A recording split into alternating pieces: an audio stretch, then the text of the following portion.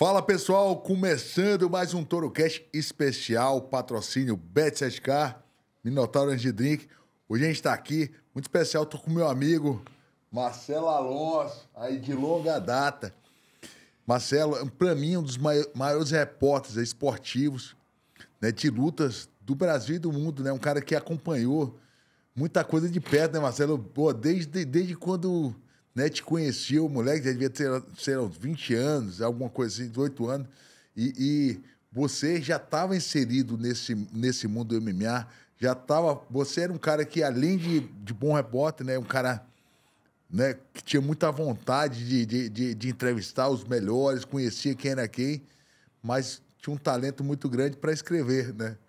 Talvez influência do seu pai, né? Já contar essa história toda e das influências que você teve na sua vida, mas era um cara que tinha talento. E cresceu e hoje está aí, né? Hoje, para mim, é referência. Quando eu quero buscar alguma coisa, aquele filme foi incrível lá como é, dos samurais. Ao MMA, né? Ao MMA, né? Que foi muito legal. Foi um prazer estar contigo, irmão. Prazer todo meu, Rogério. Um abraço aqui. Pô, acompanho direto aí o ToroCast. Muito legal estar aqui sentado contigo, né, cara? Trocando essa ideia. Eu que tive a honra de te acompanhar desde a faixa roxa, né? Desde que você chegou. Roxa, faixa azul, cheguei de faixa azul, né? Chegou faixa azul lá da Bahia e, porra, sempre talento monstruoso, você e o Rodrigo, né, cara? E graças a você eu fiz aquela primeira matéria com o Rodrigo, né? Quando o Rodrigo foi campeão brasileiro aqui. E aí eu fui na Bahia cobrir um evento de Vale Tudo, né? Aí fui lá e fiz a entrevista com o Rodrigo, que foi o Robocop baiano. Robocop baiano, né, cara? E o teu irmão, nunca mais me esqueço, falando ali, não, ainda não é a hora de lutar Vale Tudo e tal. E 6 meses depois, né? O caminho ali do destino levou ele, né, cara, para ser um grande campeão que foi depois, né? E acabou te puxando, que tu também era um talento, né, cara? E os dois foram juntos aí nesse caminho, né? E muita honra ter podido acompanhar isso, como você falou, naqueles tempos, né? O MMA, o Vale Tudo, ainda era uma coisa muito incipiente. Então a gente, que era jornalista, eram poucos, né? Era eu, o Lucatalo e o Joinha, basicamente, ali, que estávamos em todos os eventos. O Lucatalo da Grace, o Joinha do Sport TV. Então a gente tinha um acesso, cara, que hoje é uma coisa dos sonhos, né? Para todo mundo. Hoje o MMA é quase um futebol, então os jornalistas têm um distanciamento. O cara não tem mais como o cara tá no quarto do Anderson Silva hoje em dia. Não dá, o Anderson é uma estrela. Eu, meu irmão, dormi no quarto do Anderson. No dia que ele foi campeão do UFC, eu dormi junto com o Dandan, cara, no quarto com o Dandan. Vocês eu acompanhei, tua estreia, mas tua segunda luta no Pride, teu irmão. Então foi realmente um privilégio ter chegado na hora certa, no lugar certo, né? Foi muito bacana que, assim, eu me lembro, você tinha um apartamento lá em Copa ali, né, ali em Copa, e você tinha um mural com as fotos, cara, né? Exatamente. Com as fotos, todos os caçadores.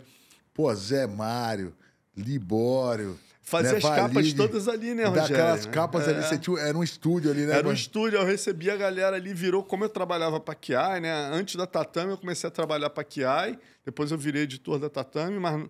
Então, para a Kiai era em São Paulo, eu virei meio que uma sucursal da Kiai no Rio. Então, eu fazia capa para a Kiai, eu fiz o Libório e o Carson lá no Mundial de 96.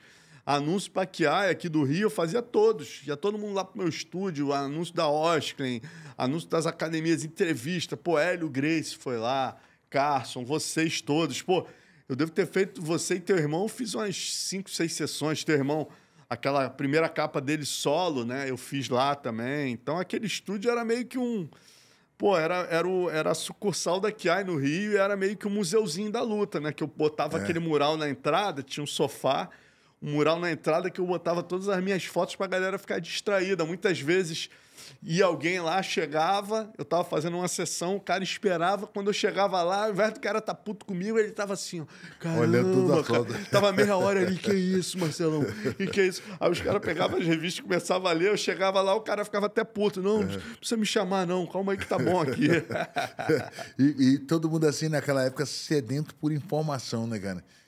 E você, né, fazia tatame, fazia várias matérias, você tinha muita informação e não era tão fácil como é hoje, né? Meu irmão, isso que é legal você falar, Rogério, que eu lembro, você vê que coisa louca, né? Eu estava ontem fazendo até uma matéria sobre isso. Quem tem 30 anos hoje Eu acho que a maioria dos fãs, mais de 60% dos fãs do UFC, de MMA, né, tem menos de 30 ali. Quem tem 30, com 5 anos, tinha 5 anos ali quando a internet surgiu. Ou seja, não viveu a realidade que a gente viveu. Se a gente contar hoje, parece coisa de maluco, cara. Sabe? A Kiai saía de 3 em 3 meses, 4 em 4 meses. Depois a Tatame e a Grace chegaram como jornal, passaram a sair mensal. Até então, cara, era, meu irmão, de 3 em 3 meses. Imagina que loucura, Rogério. 3 meses, cara. Tem 4 meses, tem 4 UFCs numerados, cara. Se saiu a notícia, se eu começar a falar hoje do UFC, estamos no UFC 310, né? Imagina eu começar a falar do UFC 306. Porra, o cara vai falar, tá maluco, cara? Quero saber de 306. Nem lembro mais o que aconteceu no 306, né? E era a nossa realidade. Eu lembro que, porra, o Royce, logo que eu tava na Kiai no início, eu lembro que eu ouvi dizer que o Royce tinha feito o UFC 2, foi o UFC 3, quando ele lutou com o Kimo. E eu tava pegando onda na prainha, cara.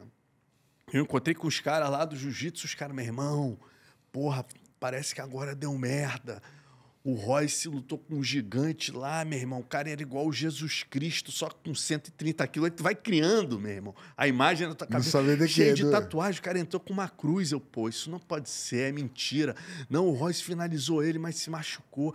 Aí você ficava assim, cara... Imagina, eu vi isso dentro d'água, assim, sentado com os caras assim na prancha. Aí eu, pô, o que é isso? Já imaginava aquilo na cabeça. Não tinha internet, tinha que esperar 3 meses a Kiai sair para ver a foto. Para ver a foto E aí do cara, tu esperava 3 meses, não tava na Kiai. Porque a Kiai ainda tava com Ultimate 1, entendeu? Caraca. Isso era Ultimate 3. Aí pegava a Kiai daqui a 3 meses dessa luta. Então, tu imagina que loucura. Hoje, o UFC tá aqui, acabou o UFC, meu irmão. Já tem 15 notas e vídeos 3 minutos depois que a luta aconteceu. Às vezes, quando tem alguma coisa, tem que acordar muito cedo, algum compromisso com meu filho no domingo, aí eu não assisto o UFC. Pô, 7 horas da manhã, quando eu acordo, eu já ligo a internet no Instagram, eu rolo assim, ó, já tá lá. Pô, o Alex Poatan nocauteou. Eu já sei. Então é tudo muito instantâneo. Tu vê o vídeo, né, Rogério? Tu não só sabe, tu vê o vídeo ali, já tem o cortezinho de como foi o nocaute e já a repercussão do que ele falou na press conference, eles falando, ó, agora eu quero o John Jones. Quer dizer, tu já sabe que ele nocauteou e tu já sabe, pela boca dele, qual o próximo passo que ele quer, cara. É muito louco. Né? Hoje em dia a informação é muito... E a gente ficava assim, eu me lembro, Marcelo, que a gente ficava buscando, às vezes vinha uma luta... Aí eu lembro que eu estava treinando lá em Salvador, nessa época ainda. E talvez era faixa branca ainda. Aí chegou uma fita lá do Walid Ismail contra o Renzo Grace. Ele ganhou do Renzo dessa vez. E aí, pô, foi um lutão e tal. Aí depois o Murilo com... Traven. Com Traven. Depois foi o Murilo contra o... aquele da Aliança, Não, Murilo... Fábio Gugel. Gugel. Eu ficava vendo as várias lutas, caramba, eu ficava estudando. Hoje em dia, pô, muito fácil você ver. Você olha na internet, você vai estar lá. Tudo lá, alguém tá gravado. Pô, você lembra a importância do Paquetá para vocês, né? Hoje em dia, você entra no UFC Fight Pass, tu bota lá, no UFC Fight Pass na biblioteca, UFC 1, UFC 2, tu bota assim, Dan Henderson, no Sherdog, tu vê quais UFCs você vai lutar com o Dan Henderson. Você lutou e finalizou ele, né? Aí como é que você fazia? Paquetá, eu vou lutar com o Dan Henderson, cara. Aí o Paquetá, deixa eu ver aqui, ó, cara. Aí ele entrava no Sherdog, via, olha, o Dan Henderson lutou no UFC 13, 12, aí ele ia lá nas fitinhas dele, aí puxava todas as lutas daquele UFC para tirar só a luta do Dan Henderson para você. Aí gravava para você todas as lutas do Dan Henderson, ia lá e te levava de graça. Hoje em dia, como é que o cara faz? Meu irmão, o cara entra lá na biblioteca do UFC Fight Pass, no celular dele mesmo. Ele abre aqui, fala, Dan Henderson, UFC 3, né? Quero ver essa luta aqui. Aí entra lá e vê a luta, cara. Né? Tá tudo no YouTube, tá tudo no UFC Fight Pass. Falando até com o Paquetá, a gente às vezes chegava do Pride, terminava a luta no Pride, aí ia lá, esperava um tempo, o cara trazia uma fita cassete, entregava. Aí eu viajava, aí saía de lá domingo de manhã, chegava aqui, sei lá, na segunda cedo. Primeira coisa que eu ia lá no Bibi me encontrar com o Paquetá e dava a fita para ele. Aí ele vai e aí de cima me dava. Sabe? A gente tinha isso, porque aí depois passava na época no combate. Assim, porra, então era tudo muito mais difícil, né, cara?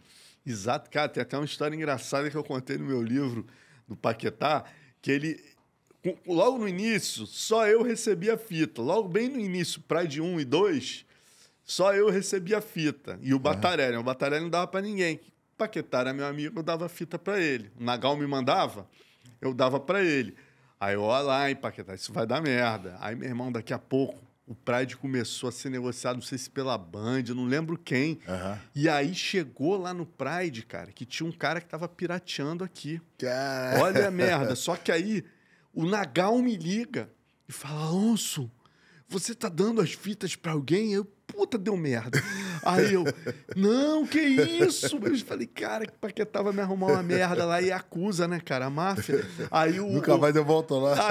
Aí ele pega e fala assim, eu tenho até informações de como é esse indivíduo. Eu, ai, meu Deus do céu. Aí eu, olha, ele é um senhor careca. Eu, ferrou, acharam o Paquetá. E ele mora em Brasília. Eu, graças a Deus. Mentira, ele mora no Rio, né? E eu já sei até o nome dele. É mais ou menos KQK. KQK. Aí eu falei, porra, mesmo, KQK? Não, eu vou procurar saber aqui, isso, sumbo e tal. Mas eu liguei pro Paquetá na hora. Falei, porra, nunca Paquetá, vai hoje dar fita. vão matar o Nagal lá, meu irmão. Não te dou uma fita. Aí ele, não, cara, não sou eu não, cara. KQK, careca, mora em Brasília. Eu não sou careca, cara. Porra, como não é, Paquetá? Aí ficou naquela discussão. Aí no final da história, cara, eu cheguei e falei, vou dar-lhe um trote no Paquetá. Aí eu liguei pra ele com voz de acusa. Mr. KQK. Aí ele, vou te pegar. Tem ninguém aqui com esse nome não, cara. KQK, Yakuza, KQK, kill you. Ele, não tem ninguém. Tempos depois dessa sacanagem, o Nagal veio ao Rio, eu juntei os dois, falei, Nagal, Mr. KQK. Aí ele, really? Aí o Paquetá, não, aí ficou mó clima. Mas no final deu tudo certo, o Paquetá entendeu que o negócio era sério, parou de... Depois começou, né? Porque você começa a vender os direitos, você não pode mais, né, mexer com... trazer a fita, mostrar pra ninguém. Porque eu acho que naquele início, Marcelo, não tinha um negócio assim muito formal, dizer as imagens espertinhas a isso, né? Todo mundo tá sedento por acesso, qualquer informação. Cara. Então, caralho, a fita chegou, chegou cara, na outra semana. Paquetá era aposentado pelo Ministério da Justiça, ganhava benzão, não precisava disso, entendeu? Ele fazia, era o prazer dele de ajudar as pessoas, de chegar no Bibi e entregar a fita em primeira mão, só o Paquetá tem, entendeu? Esse era o prazer dele, eu me lembro não era que a gente ia comer no Bibi só pra assistir, né? O UFC, a fita do Paquetá que passava no Bibi. A galera, o negócio do Bibi dá a maior coisa agora da luta, né? Dá, pô, cara. O Bibi era a embaixada da luta. A gente levava o Marqué no Bibi. Era como se o cara, quer ver de luta? Vai no Bibi Leblon. Bibi Leblon. Não tinha ainda Bibi na Olegário. Tu vai no Bibi Leblon. Aí chegava lá, tinha as fotos. E ele me comprava as fotos, terminava os campeonatos. Ele, Marcelão, chega aí, faz um pacote maneiro pra mim com as melhores lutas. Aí eu fazia, levava lá. Ele meio que me patrocinava. Não é nada, Serginho, me dá só açaí. Virou meio que uma grande confraria ali, né, cara? Aí ele botava minhas fotos na parede. E numa dessa até deu merda, porque o Big Red... Ó, pra você ver que coisa, né? O Big Red, que era muito meu amigo, quando teve a luta do Renzo com o Valide, o Big Red pediu pra eu fazer uma foto do Renzo, o Valide e todo mundo da Barra Grace. Eu peguei e dei a foto pro Big Red. O Big Red leva no Bibi Sucos, bota assim, ó. O novo integrante da Barra Grace e o Valide abraçado com roleta, com todo mundo. O Valide ficou louco, né, cara? Foi lá, rasgou a foto da parede. É mesmo? Você vê que coisa, né? Hoje é uma besteira, a gente morre de rir disso, que bobeira. Uma zoação de criança, né? Mas na época, cara, imagina o Valide, o maior representante ali, maior que eu falo no sentido de ser o cara que mais, né, defendia o nome do Carson como a própria vida ali, de repente associado à Barra Grace. E, a chacota boba, mas o Valide ficou muito puto na época. E você contar isso pra galera hoje, que os caras são amigos, né, cara? O cara da Aliança treina com o cara da outra equipe. Da outra equipe. Não existe mais. E você que viveu muito essa... Porque hoje em dia é normal, né? Assim, profissionalizou muito. A gente é amigo. Se eu ver o Shogun hoje na rua, abraço ele, falo... Colega de trabalho, né? Graças a ele, a gente ganhou dinheiro, graças a mim também, a ele... Mas antigamente não tinha muito isso, não. Você pegou muito essa rivalidade aí. E a galera não entende, né, Marcelo? É Carson Gracie e Barra Gracie. Mas os caras, O Cássio e o Carlinhos Gracie eram primos, irmãos, eram da mesma família, mas ao mesmo tempo os alunos deles se matavam porque queriam o pódio, né? Tinha essa rivalidade. E a Cássio cresceu muito por causa da Barra Gracie e a Barra Gracie cresceu muito por causa da Cássio. Como é que era essa rivalidade que você pegou naquela época ali? Pô, cara, eu peguei o ápice, né, Rogério? Que eu peguei todas elas, né? Eu peguei a luta livre e jiu-jitsu ainda bem forte, né? E eu, como eu era da Kiai, não era só tatame. A tatame cobria mais jiu-jitsu. Aham. Eu e o Luciano Andrade, que a gente insistiu para ter luta livre na tatame, mas era mais jiu-jitsu. Não por mal, mas porque o jiu-jitsu que tava o patrocínio, né? Mas na Kiai não, cara. Eu cobria tudo na Kiai. Eu cobria karatê, cobria boxe, cobria muay thai. Então eu já conhecia todo mundo. Já tinha uma relação muito boa com o pessoal da luta livre. Então eu ouvia muito os dois lados, né, cara? Isso gerava uma ciumeira. O pessoal do jiu-jitsu, pô, jiu-jitsu que dá dinheiro, tu ficou ouvindo esses caras aí, meu irmão, os caras são bandidos. E os caras da luta livre já não, já falavam, pô, Marcelo Alonso é um cara correto, que, pô, a gente não bota dinheiro nenhum nas revistas lá, mas ele batalha pelo nosso espaço, entendeu? Então a luta livre sempre me respeitou muito por conta disso. Já o jiu-jitsu ficava puto, falava, porra, fica dando esse espaço para esses caras aí, esses arruaceiros. E eu sempre falava, não é assim, não. O cara que mais me fez, cara, eu sempre sou grato a ele, né? Você é um grande amigo seu e mestre, o Luiz Alves, por ser ligado à luta livre. Quando eu entrei na parada, ele foi o cara que me fez abrir o olho, porque a história não era bem o que o jiu-jitsu contava, entendeu? Então, eu sempre agradeci muito o Luiz Alves, que ele chegou, Marcelão, tu vem do jiu-jitsu, cara, essa história aqui não é bem assim, não. Tipo, a invasão da Academia Nage. A gente no jiu-jitsu ouvia assim, porra, o cara deu um cascudo no Charles e tal. A gente ouvia só a versão Gracie. Quando eu comecei a ouvir o lado de lá, eu falava, cara, os caras aqui erraram também. E aí eu comecei a contar essa história de forma equilibrada, né? Principalmente no PVT, depois eu comecei a fazer aqueles mini docs, onde eu vi os dois lados. E aí a galera começou a ver, calma aí, cara, não tem santo nessa história, Toda briga não. tem o seu lado, o meu lado, e a verdade, né? E o lado legal disso tudo, que eu sempre bato na tecla, é o seguinte, por mais que tenha sido uma guerra, foi uma guerra de samurais que sempre se respeitaram. Nunca teve uma crocodilada, uma porrada pelas costas. Você vê Hugo e Rickson. Teve o tapa na cara, os dois saíram na porrada, se entenderam. Depois o Rickson invadiu a Academia Gracie. Saíram na porrada de novo, o Rickson ganhou de novo. Bota Royler com o Eugênio, homem a homem. 10 caras em volta, tinha gente armada e tudo. Podia ter sido uma carnificina, entendeu? E nunca saiu um tiro, nunca saiu uma crocodilagem. Foi sempre uma parada de homem. Isso é uma coisa que o Rickson, o Hugo, o Marco Rocha, todos eles fazem sempre questão de frisar, entendeu? Isso é uma parada legal. Foi uma rivalidade, mas foi uma parada de samurai. E mesma coisa que você falou aí no jiu-jitsu, cara. Existia rivalidade, sim. Vamos botar as lutas aí, vamos fazer super lutas. Carson contra... Pô, Marcelo Bering contra o Cássio Cardoso, né? Tiveram 2 lutas dos dois, De La Rive e Royler, 3 lutas dos dois. Então, assim, os caras tinham uma rivalidade brutal de não estar no bibissucos, fazia assim, baixava a cabeça e olhava para o outro lado. Era meio que inimigo. Mas tinha um respeito absoluto um pelo outro, entendeu? Um pelo outro, né? E tinha esse negócio de... Você pegou uma época também, cara, que até depois melhorou. Começa, os pit boys e tal, assim. Uma galera que brigava... Tinha uma galera que já era mais profissional, que era a galera já mais do MMA, que já lutava no MMA. Mas você pegou, depois da evolução, depois todo mundo meio que parou de brigar, porque eu acho que até o cara profissional começou a falar, pessoal, esse negócio de briga tá fora e tal. E aí começou, depois isso deu uma acalmada. Graças a Deus, né, Marcelo? Graças a Deus, cara. Mas assim, a gente sabe que existia, né, uma resistência muito grande da grande mídia em relação ao jiu-jitsu. Então, tudo caía na conta do jiu-jitsu, sem dúvida, né? Eu, como imprensa ali, eu era editor do Tatame.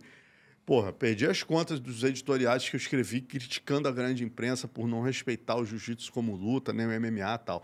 Mas também a gente sabe que naquela geração também tinha gente ali que agia errado, entendeu? E queimava o nosso filme. Então, assim, isso era um fato. Então... Então também a gente tinha que botar o dedo na ferida ali e também não se fazer só de vítima, não. Né? Quem agia errado também tinha que ser chamado a atenção. Então foi um momento ali bem complicado, que a gente perdeu muito patrocínio, né? E o jiu-jitsu ficou associado a violência e tal, mas graças a Deus, né, cara? Eu brinco que, pô, você, teu irmão, o Fernando Flores, tem uma participação grande nisso, que uma grande virada é 2003, a Glória Maria, né? Conseguiu botar na grande mídia, né? Que o Fernando Flores foi lá, o Zé Mário, você, teu irmão, foram lá, meu irmão. A Chutebox, na época, nem botou nem dividiu a passagem, né? Que vocês sugeriram, pessoal da Chutebox, vamos dividir a passagem. Que Toda a equipe e tal. A gente paga o da Glória, vocês pagam o do câmera. E os caras, não, era parada meio de inimigo, uma rivalidade brutal. E no final, acabou sendo bom para todo mundo, para vocês e para Chutebox. A matéria foi boa, né? Pô, 42 pontos no Fantástico, cara. Primeira matéria, assim, grande da mídia. Depois disso aí que os caras começaram, né? Esse movimento de colocar na imprensa e tal. Eu me lembro que a gente brigava, Marcelo, por uma linha no Jornal do Brasil, depois... Né? Pô, eu pedia por favor, cara, pra nego dar... Eu lembro que, pô, quando teu irmão lutou o Pride em 2003, né, cara? A Glória tava com a gente lá, mas você vê, olha, a Glória lá com a gente... E eu pedindo, cara, eu fiz contato nos jornais e eu pedi assim, cara, eu mando, a internet era de escada, cara. Eu tinha que entrar no computador, pegar as fotos do teu irmão com o Crocop, do Vanderlei, botar pequenininho para ver se ia pela internet de escada. E escrever um textinho, cara, rezando para os caras não ter alguma coisa muito foda do futebol, senão eles não colocavam, né?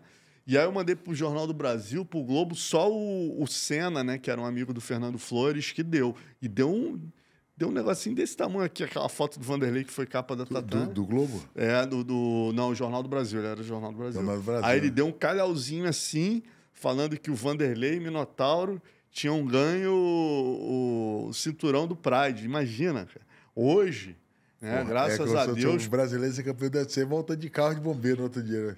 Exatamente. E aí, com a Glória, isso muda, né? Quer dizer, você vê o jornal pedindo, por favor, virem à noite, cara. Caía a ligação, a foto não ia. Porra, quando a gente consegue um espaço, eu não consigo mandar foto. Porra, fiquei mal de cabeça. No final, foi a foto. Aí foi a do Vanderlei, aquela assim, né? Ele assim, quando ele ganha do Quinton Jackson. Mas eu mandei a do teu irmão também, finalizando o Crocop.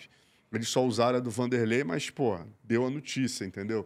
Você vê, desse tamanho no Jornal do Brasil. Na semana seguinte...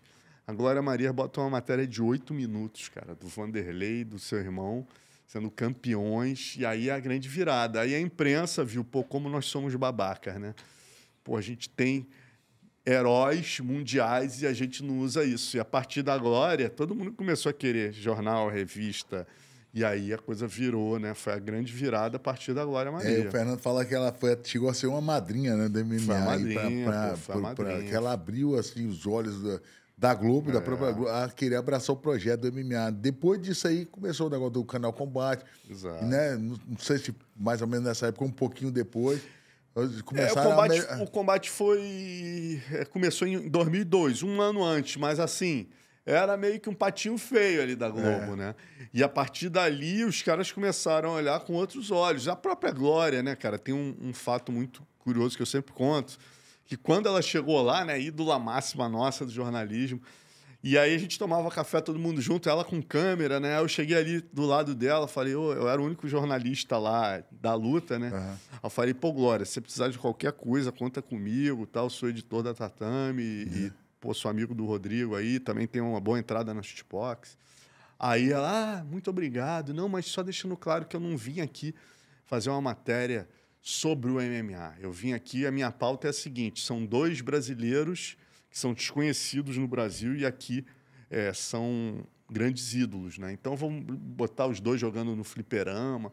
Aí eu olhei e falei, não, tudo bem. Eu sabia que ela ia mudar de ideia. Eu falei, tudo bem, só estou me colocando à disposição. Ela nem gostava tanto de luta, passou a gostar. Porque aí ela usou, né? Ela falou, eu nem considero isso esporte. Eu falei, não, tudo bem, mas fica à vontade, conheça eles, depois se você precisar aí, cara.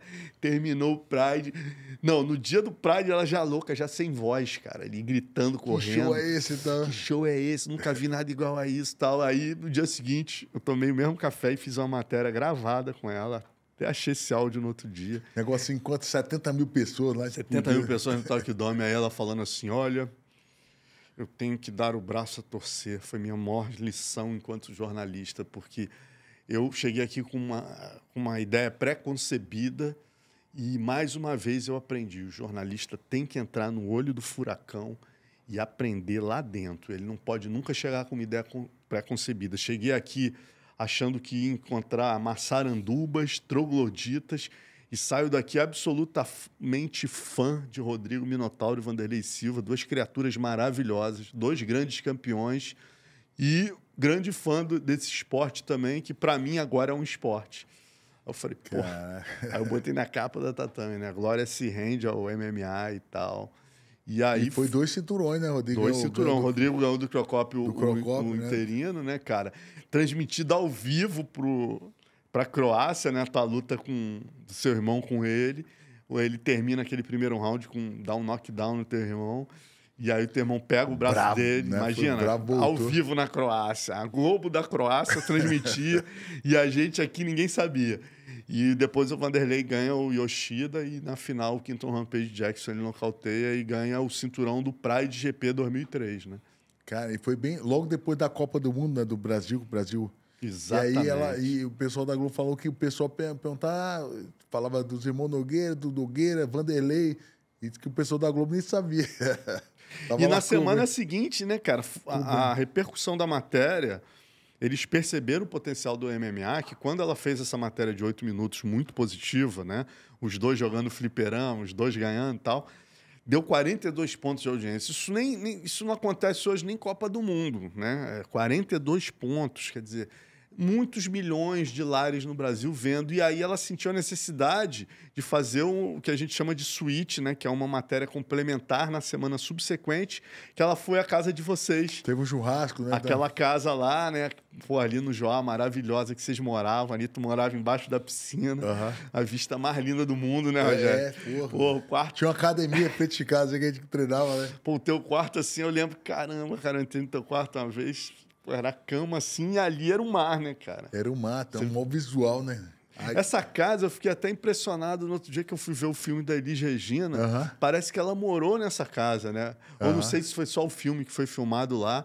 Mas o filme da Elis Regina foi nessa casa. Eu acho que ela morou lá e alugaram a casa para fazer o filme. E aí, quando eu vi, cara, eu fui no cinema ver o filme da Elis, falei, caraca, a casa do Rodrigo. Pô, ali que ficava, o Gambiarra ficava deitado ali ficava o Drago, ali os poderosos... Você lembra da galera, os poderosos tudo do sofá. Irmão, vocês não existem, né, cara? A casa virou um celeiro de poderoso. Tu entrava, tinha... Pra começar uma casa daquela maravilhosa, uma mansão, você já chegava, a porta tava aberta, escancarada, assim. Todo mundo entrava, né? Todo mundo entrava, era um maluco deitado no caminho. A empregada, seu Rogério, seu Rodrigo. Aí, porra, era Tinha 2 empregados que trabalhavam o dia todo fazendo comida o tempo todo. Quantos lutadores, né, passaram ali, né? Mas foi ali que a gente começou o negócio da Chinogueira, né? Ali era o primeiro a gente ia pra BTT, chegou uma hora que a gente ia lá pro Luiz Alves, lá pra boxar, e chegou uma hora que o Luiz Alves já começou a vir pra cá, e todo mundo começou a vir pra cá, atrás de treinar Muay Thai com a gente, né? Com o Luiz Alves, exatamente. Tinha um ringue, né? Tinha um ringue, pô, a coisa mais louca é a vista, né, cara? Que era um ringue aqui, um saco de boxe. Eu tenho essas fotos até hoje, teu irmão batendo no saco assim, cara. Aquela vista do Joá maravilhosa no fundo, assim. Eu lembro que o Jacaré chegou lá pra treinar Muay Thai com o Luiz Alves. Ele não sabia treinar Muay Thai, ele era bom muito bom de jiu-jitsu, mas não sabia. Aí foi treinar com o César Monstro, o Cezão, e aí o Cezão deu um bocado de chute nele. Eu falei, caralho, César, devagar com ele. Cara, tá começando, né? Tava começando, então a galera começou a vir pra lá. A Vitor Beaufort, todo mundo ia lá treinar. Então virou meio que a nossa casa virou um treino da galera, eu lembro né? do Luiz Alves falando assim, pô, Luiz, vou lá hoje cobrir o treino e tal. Ele, não, hoje vai ser na casa do Rodrigo. Vai ser lá na casa do Rodrigo. Eu, caramba, eu já tava indo, sei lá, tava indo pra BTT, vocês ainda não tinham time Nogueira, né? Tava indo pra BTT, ele, não, hoje vai ser lá no... O Luiz Alves era o meu olheiro, né, cara? Ele falava, pô, Marcelão, não pode falar, mas, porra, o Rodrigo se machucou, hoje não vai ter treino e tal. E eu não falava, entendeu? Você tinha as informações. Eu tinha as informações, obviamente, eu não vazava isso, né, cara? Hoje em dia, pô, não tem nem como, é tanto jornalista, cara, que se um não botar, o outro bota, já virou igual futebol, entendeu? O cara que tem uma informação e não coloca... E não colocar, termina alguém alguém colocando. Na frente, né? É difícil não vazar, né? E nesses bastidores que você tinha até mais informação, porque pela amizade que você tinha com os caras ali, você se lembra de alguma coisa que você, porra, cara, me arrependi de não ter votado e perder alguma informação? Porra, Rogério, boa pergunta, cara. Até difícil, assim, pensar. Eu lembro muito, cara, do drama que eu vivia, ético, no sentido... De ser amigo dos caras Não, e não... então, exatamente isso que a gente estava falando, entendeu? Por exemplo, vou te dar um exemplo de um que foi um drama muito grande para mim, assim. Vários, né? Vou lembrar dois. Um foi o Carson expulsando os caras. Olha só que merda. Eu era amigo do Carson, amicíssimos dos caras. Era Murilo, Zé Mário, Bebel, Libório. O que acontecia? Eu e Paquetá talvez fôssemos as pessoas que mais tinham acesso aos dois lados e mais sabíamos, cara, que era um mal-entendido. E aquilo me agoniava. Eu, como ser humano, fã dos dois, o que eu queria? Meu irmão, senta e vamos conversar, pelo amor de Deus. Como jornalista, ao mesmo tempo, eu tinha que dar a notícia, porque senão a Grace ia dar, entendeu? Aham. Então, eu já estava sabendo, sei lá, 2 meses antes da Grace, porque eu estava lá dentro, né? E, ao mesmo tempo, eu falava, cara, meu Deus, ainda existe um... Aí, cara, o Carson foi e soltou a carta. Aí, quando ele solta a carta, se os caras não dessem uma resposta, o outro veículo ia dar, entendeu? E aí eu fiquei numa situação muito ruim, cara, porque eu tinha que fechar a revista, tipo assim, terça. Na verdade, eu tinha que fechar segunda. A gente atrasou o fechamento. Era mensal, né? Era mensal. E eu tinha que ouvir os caras. E os caras, assim, eu lembro do Libório chorando, cara. Libório assim, pô, Marcelinho, segura isso aí, cara. Tipo assim, pô, filha da puta, parece um urubu, né? Quer ver a desgraça, mas não. Entendeu? Se eles não respondessem o Carso ali, sairia a Grace na frente no mês que vem com uma informação que eu já tinha 2 meses. Então, eu tinha que... Cara, vocês têm que decidir. Infelizmente. Eu adoraria dar mais um... Não, aí o Zé Mário já queria dar a carta, o Murilo foi, então dá a carta aí para o Alonso. Aí deram, triste, entendeu? Aí dei a resposta da BTT falando que da expulsão, né, cara, respondendo o Carso. Isso, várias outras coisas, como, por exemplo, quando vocês saíram da BTT. Já a sequência de tudo, né? Pô, eu sabia há muito tempo, cara, que a coisa já tinha degringolado. Eu era muito amigo de vocês, do Bebel. Eu tinha os 2 lados, mas, ao mesmo tempo, se eu não dou o racha... Se eu dou o racha, eu fico o maior carniceiro filho da mãe, entendeu? Ficava todo mundo puto comigo. Porra, sacanagem do Alonso dar um negócio desse, o racha lá. Porra, estão lucrando. Mas entenda, hoje você, né, como podcaster, sabe a importância da manchete. Você dá a manchete. É informação, né? Cara, aí tinha que dar. Se não desse, eu perdia, entendeu? A notícia pro outro. E a notícia já existia. Isso que as pessoas não entendiam. Aí, durante meses, o Bebel, os caras ficavam chateados comigo. E depois a Shootbox, né? Que teve o racha da BTT, a capa subsequente foi o racha na Shootbox. Quando o Vanderlei sai e vai para Las Vegas, né? Então, assim, era mais esse o drama, né, cara? De ter que equilibrar a coisa da amizade com a coisa da notícia. É porque, na verdade, ao mesmo tempo que você tinha amizade, essa amizade era boa para você, porque você tinha mais acesso. Que, o Luiz Alves, por exemplo, te ligava, marcou uma luta Bob Sapp. Você, primeira mão você já sabia. Mas, ao mesmo tempo, né, você tinha que dar uma notícia, às vezes, que, né, se alguém interpretar...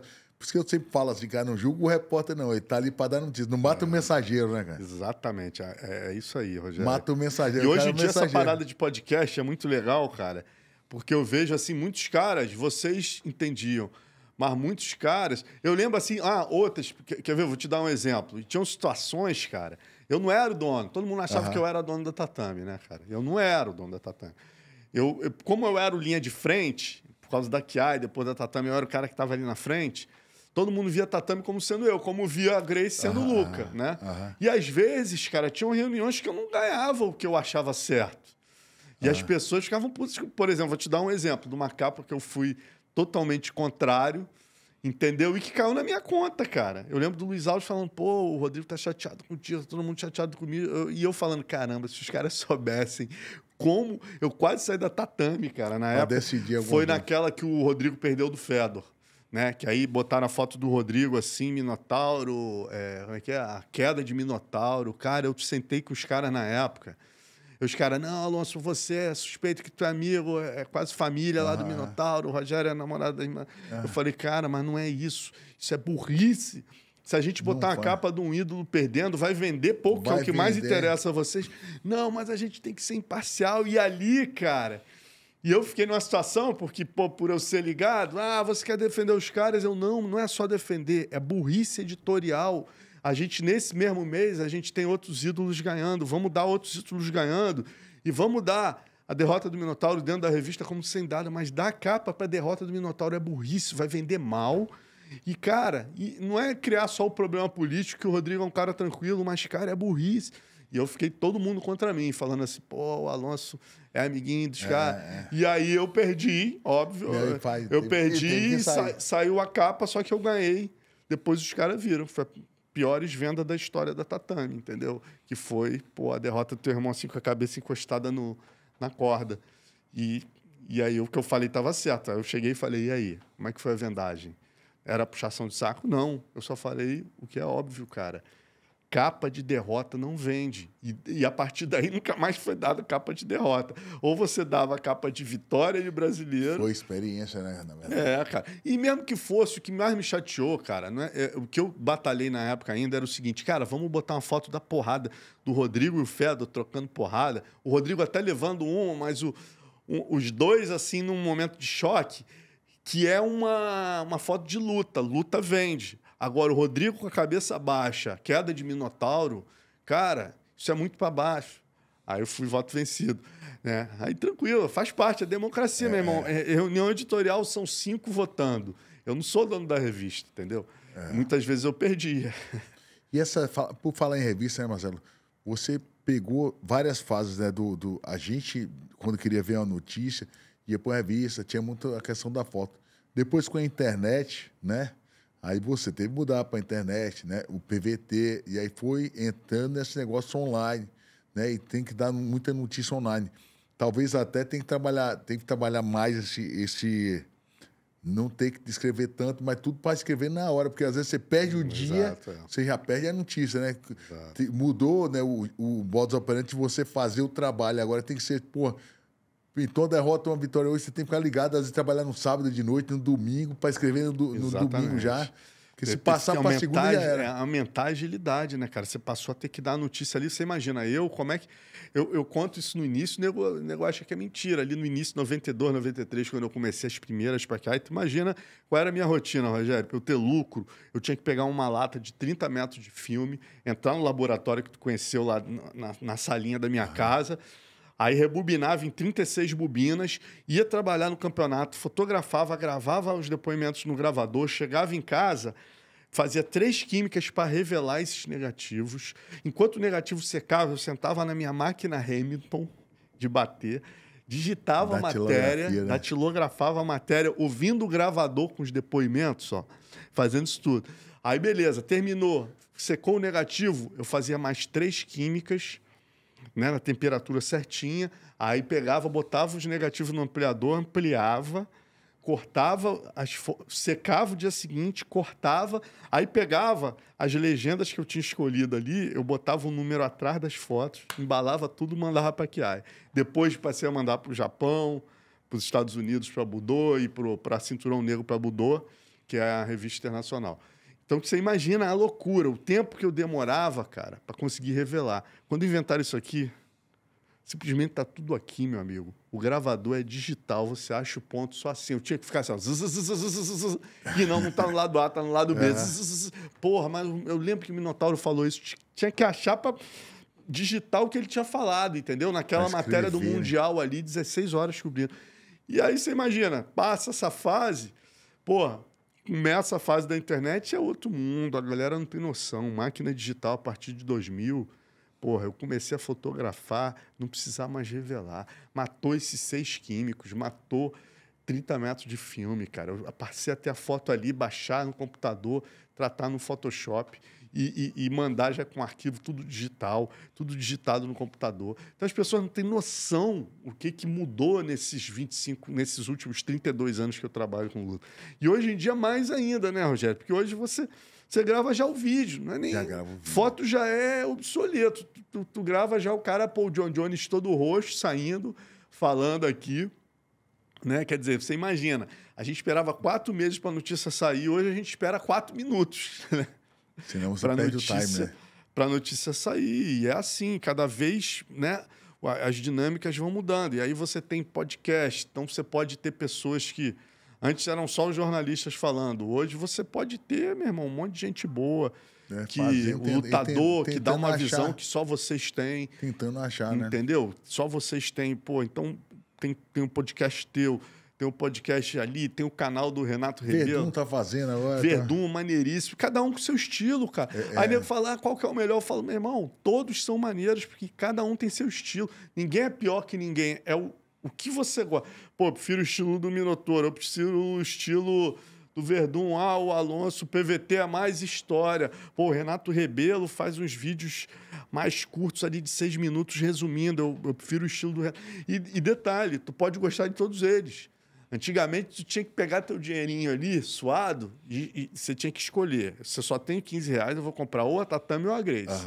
Hoje em dia, meu amigo, tá de graça. Você pode consumir 40 veículos ali, né? Na internet. Tu pode ver o Renato Rebelo, tu pode ver o PVT do Alonso, tu pode ver o Verdun, o Torocast, tu pode ver o Luiz Coutinho, né? o Marinho, o Laerte, o Laerte Viana. Quer dizer, tem vários canais, né, cara? E você escolhe teu estilo ou vê todos. E quem de tiver graça. tempo, quem tiver tempo, vê, né? Então, de graça. Hoje, assim, como tá tão disputado o conteúdo. Hoje, assim, a gente tava disputado porque só tinha um canal ou dois, a Tatame, a Grace, o Akiai, né? E aí a gente tem que esperar 3, 4 meses. Hoje tem tanta informação que você tem que fazer, talvez com mais qualidade, para você ter aquela atenção do cara. Hoje a briga é pela atenção dele, né? Todo mundo tá brigando pela atenção dele. E todo mundo tem que aprender uma dinâmica básica do jornalismo que a gente era xingado lá atrás, que é a manchete, né? Então, pô, hoje vocês sabem, né? Quantas vezes tu faz aqui, recebe um convidado e o pessoal da tua produção, cara, você entende que o cara tem que achar. Às vezes eu falei uma coisa ali, que você pega o todo que eu falei, cara, o Alonso ele não queria falar bem aquilo, mas ele falou. Isso aí é uma boa manchete, entendeu? Uma boa manchete. Então, por exemplo, o Poatan ficou chateado comigo, deu uma polêmica e tal. Exatamente um negócio desse. Falou. Cara, meu irmão, hoje em dia vocês fazem, você sabe, o Verdun faz. O jornalismo, a mola mestra do jornalismo, cara, é a manchete.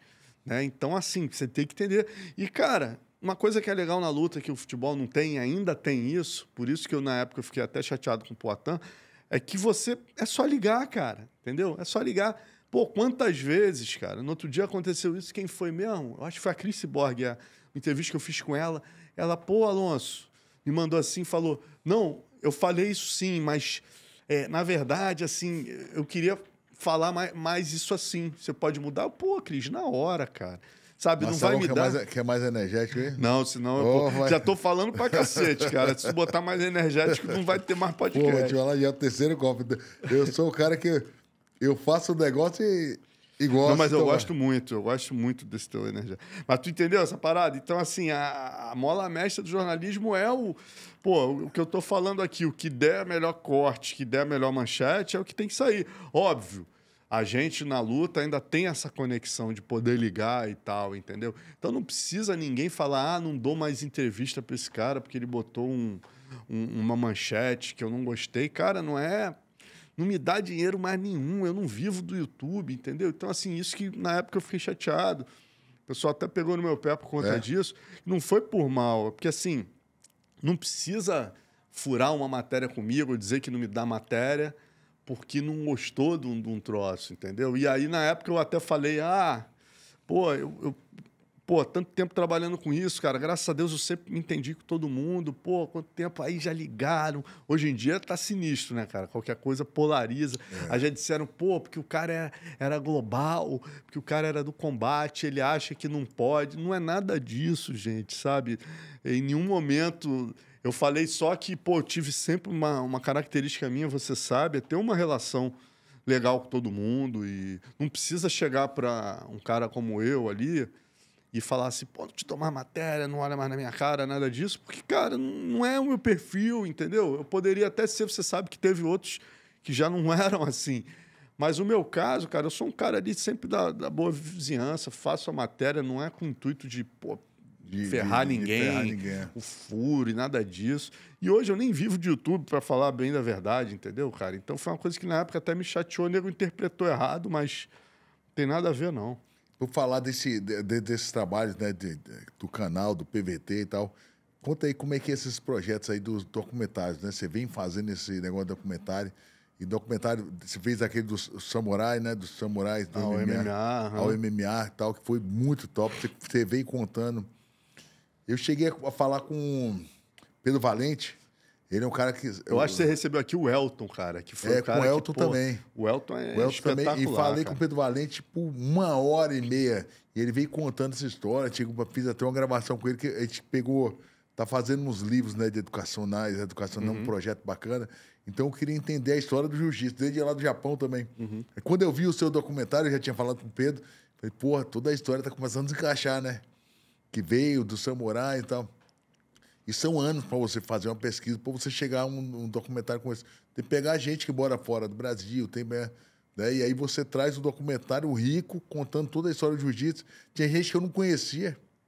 Qual o nome daquele irmão do Carlinhos ali, do Renzo, que ele lutava também? Como é que é o nome? O Charles Gracie? Não, um ruivo. Ah, o Jorge Gracie. Jorge Gracie é irmão do Hélio mesmo. O irmão do Hélio, que o cara mandava bem pra caramba. A gente não conhecia. Né? Então, tem histórias ali que você trouxe que o cara mandava bem pra caramba e a gente não sabia. Então, você veio trazendo a história com muita curiosidade, né? Cara, isso sempre foi uma das coisas assim, Rogério. Quando as coisas foram mudando, né, cara? Eu fui, passei de revista, eu passei a ter o meu canal no YouTube, o PVT e tal. Depois eu fui chamado para ser comentarista, ter um programa de entrevista no canal Combate, né? Que era o cara a cara, depois o Entrevista Combate. Você foi lá, teu irmão, tal. E as coisas foram mudando, cara. Eu fui cada vez mais nesse meu processo valorizando a história da luta, né, cara? E vendo como eu já estava há tempo, falava, cara, aquele cara parou e não estão falando mais dele. Isso me incomodava muito. Sabe, por exemplo, Pelé, um cara que eu sou, Eugênio Tadeu. Os caras que eu sou muito fã, assim, e que eu olho... Fizeram história, né? Fizeram muita história, cara. E eu vi essa história sendo feita na minha frente, assim, fotografando e falando, cara, esse cara é um monstro, esse cara é um gênio. Ele não pode... O que ele fez não pode ser esquecido, assim como vocês, o teu irmão, mas essa geração anterior, eu vi já começar a ser esquecida. Isso me incomodou. Então, isso despertou em mim, Rogério, uma coisa de mudar a chave para começar a focar muito em história. Então, no próprio PVT, eu comecei a fazer mini-docs, né, que era o Causos e Histórias. Aí eu comecei a contar várias histórias ali, rivalidade BTT e shootbox e tal. E aí, depois, cara, eu fui levando isso para o canal Combate também. Dentro do Revista Combate, eu comecei a fazer o baú do MMA, que eram essas histórias pequenas. E aí, depois disso, eu nunca mais parei. Meio que me especializei nessa coisa de fazer documentário. E, posteriormente, eu comecei a trabalhar com isso, né? Receber convites lá das produtoras que trabalhavam com combate para fornecer conteúdo. E aí, um dos que eu fiz primeiro, que eu apresentei primeiro, foi o Rivalidades, que aí foi junto com a Ciranda para o canal Combate. Aí nesse eu apresentei um projeto, né, cara? Eram 12 rivalidades, as maiores rivalidades da história do UFC, e 6 rivalidades históricas, onde eu trazia, por exemplo, Santanas versus Gracie, Sakuraba versus Gracie, Muay Thai contra Jiu-Jitsu, Muay Thai contra luta livre e BTT contra shootbox. Então, esse documentário, cara, é um dos meus maiores orgulhos. Está lá na biblioteca da UFC Fight Pass. São 18 rivalidades. Depois, eu tive a ideia de apresentar a ideia do meu livro, né? Os 100 anos de luta do Vale Tudo MMA. E aí o Combate também gostou, o livro patrocinado pelo Combate. E mais ou menos nessa época, conhecendo o Elton, né, cara, eu percebi a gente conversando, ele, pô, conhecimento histórico brutal, fez aquele livro muito antes do MMA, né? Eu falei, cara, essa história pode começar adiante. E chamei o Elton para ser consultor do projeto. E o projeto, e ao invés de começar o primeiro episódio já no encontro do Hélio com Conde Coma, do Carlos com o Conde Coma, eu desci mais, entendeu? Com a consultoria do Elton, do Rio do Heros, vários historiadores. Se eu não me engano, o Pedro Valente Pedro Valente é falou deles. no filme também, né? Cara, Tem são entrevista dele, 7 historiadores, vários que o Elton me apresentou, o Rio do Heros, que é o maior especialista em Conde Coma, o Elton e o Eduardo Corrêa, que fizeram muito antes do MMA, Pedro Valente, que para mim é um dos maiores sumidades na história da família Grace, sabe muito, ele e os irmãos. Aí tinha mais Gustavo Massaneiro, Cristiano Milfonte. O Cristiano Milfontes é um dos maiores especialistas em Jorge Grace. Então, eu juntei essa galera toda com a ajuda do Elton. E aí a gente veio começando a história no início do jiu-jitsu, que é na era dos samurais. Aí chegando nos japoneses indo para o mundo. E aí a história que a gente já conhece, né, cara? A importância da família Grace até chegar no UFC, a explosão do MMA. Então, em 6 episódios, a gente conseguiu contar isso tudo nesse documentário que, inicialmente, você estava lá no lançamento, a gente lançou no UCI, né? No cinema. No cinema. Quantas horas de filme ali? Cara, a gente juntou os 6 episódios em um, fizemos um corte especial de 2 horas e 20. 2 horas e 20, é longo, né? Mas, e aí, mas ainda tem ele tem mais completo ainda, né? Cara, na verdade, ali a gente cortou as conexões do início.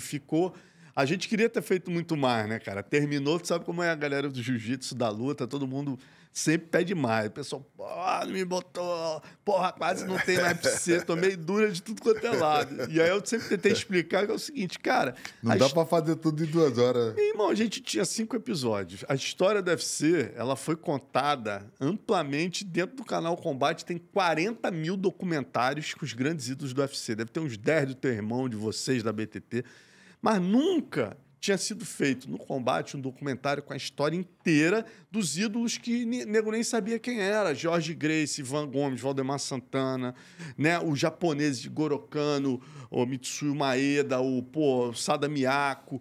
Vários caras que a gente nem sabia quem era. E a gente fez isso pela primeira vez. Então, a gente tinha 2 horas e 20, 6 episódios para contar essa história inteira, meu irmão. Não podia contar a história inteira do Pride. Você vê, quando os caras reclamam comigo, eu falo, cara, se você observar, a gente acho que nem cita o nome de Anderson Silva dentro do documentário. Você vê que não tem nem o que falar. Né, porra, entendeu? Grande nome do MMA mundial. E aí é porque o documentário é ruim, não, porque o objetivo do documentário é trazer a história que ainda não foi contada. Não foi contada. E dos caras que já morreram. Vocês, meu amigo, o Anderson, tem 50 mil documentários, porque a galera toda conhece. Aí a galera começou a entender, entendeu?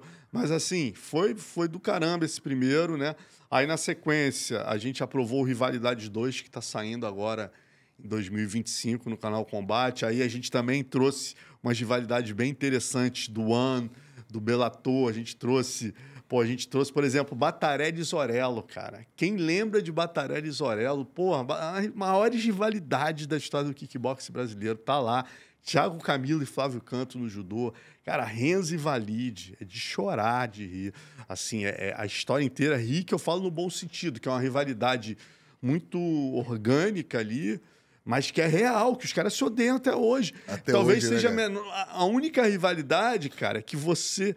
Por exemplo, você pega o MMA... Depois, né? No MMA todo mundo termina se respeitando. Hoje eu vi uma entrevista do Marco Ruas no Floresta falando, cara, eu tô rezando todos os dias pro Rickson. Quer dizer, o maior rival dele. Um dia ele reza pro cara ficar melhor do Parkinson.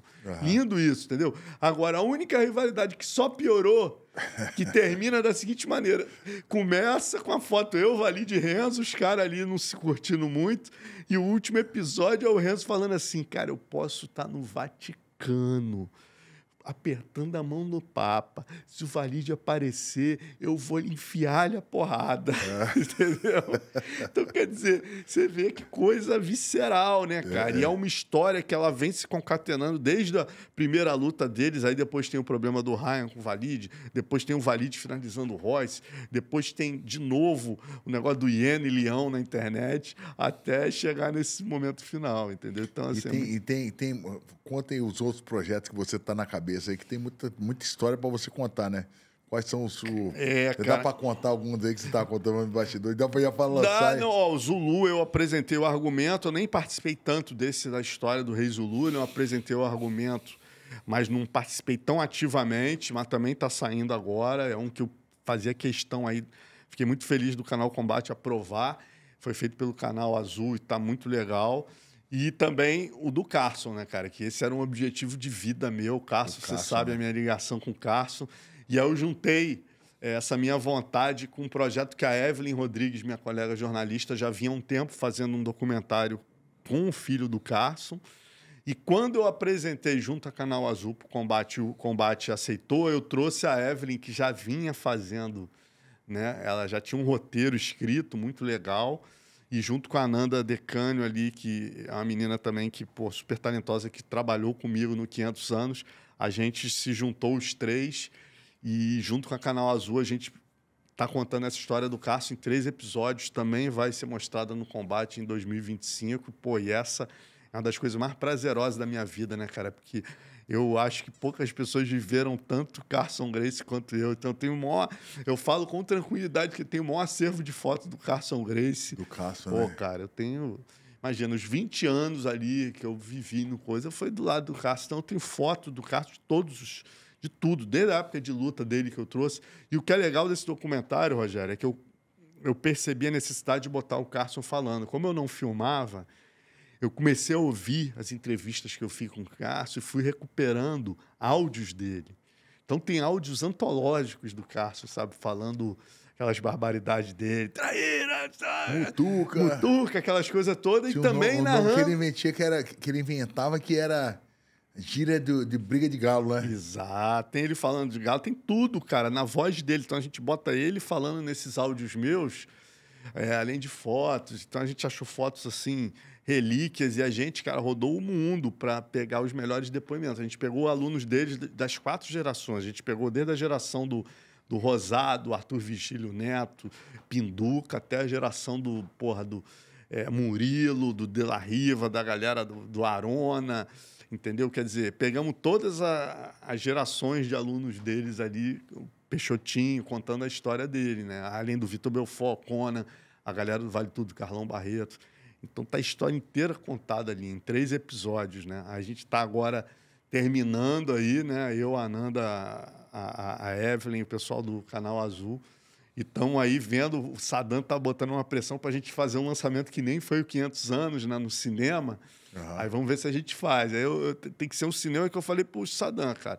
Documentário do Carson tem que ser um cinema, prova de terremoto, prova de poderosidade. Porque, imagina, cara, quantidade poderosa, não dá, entendeu? Não existe o cinema. Marcelo, conta pra galera o que é poderoso. Como é que o Carson fala que o cara é poderoso? Como é que é essa gíria? Poderoso! Ele tinha, o Carson, né, cara, eu mostro também no documentário, ele tinha umas coisas muito loucas, né? Que ele gostava de...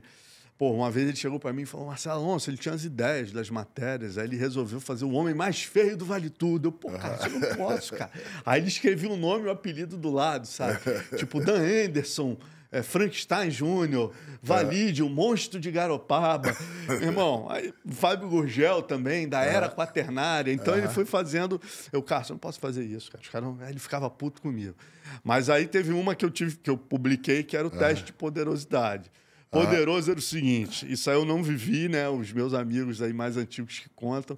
Tinha um cara lá na academia do Carson, que ele era meio, porra, tinha um probleminha mental e tal, né? E aí ele chegava lá para treinar e só falava merda. Ele chegava, você é uma mistura de Ilza Carla com... O cara era uma figura. E o Carson começou, não sei por que motivo, porra, bicho, tá poderoso. Poderoso. Aí virou uma gíria, cara. Qualquer tipo de maluquice e tal, não sei o que lá, é poderosidade. E aí ele inventou para mim, escreveu, eu tenho isso escrito, teste de poderosidade. O teste de poderosidade. Se você tiver... Aí ele botava um monte de defeitos, falava, se você tiver 0%, você é um pulha, você não pode viver em sociedade, que todo mundo tem que ter defeitos. Se você tiver até 30%, você é normal. Mais do que isso, você é um poderoso. Aí ele ia dando os graus de poderosidade. Cara, Olha, de algum modo, isso era uma sabedoria, que ele analisava muito a personalidade dos caras. Né? E como, né, cara? Mas cada um tinha uma característica, azarava a mulher do outro, mau caráter, Ele fazia. bajulador. Cara, ele era uma figura, tinha, né? Ele era um figuraço. E ele, assim, eu considero, né, assim, não peguei, né, Marcelo, pelo que eu vi, né, e essa época eu já quando eu comecei a ter o primeiro contato com a luta, não peguei o Cássio lutando, mas pelo que eu já vi de fita e tal, que o pessoal fala muito, o Cássio foi aquele cara, foi o Caça-Grossa na época, né, que era o cara que batia todo, mas ele também era um cara que, meu irmão, que era, eu falar sujeito homem, assim, né, tipo assim, ele foi um cara que ele foi um grande lutador e um dos maiores professores que tinha, né? Ele sabia ser lutador e sabia ser professor. Porque uma coisa é diferente. Você pode pegar hoje o melhor lutador do mundo e bota ele para dar aula, ele não dá aula. Exatamente. Não forma campeões. Esse cara ia e ele brigava no tatame, ali quando tinha uma luta roubada, ele brigava com o juiz. O juiz temia, ele era temido nos bastidores. Né? Eu brinco que esse documentário tem que ser assistido, cara. Não é só por quem é da luta, porque o Carson é um personagem único, entendeu?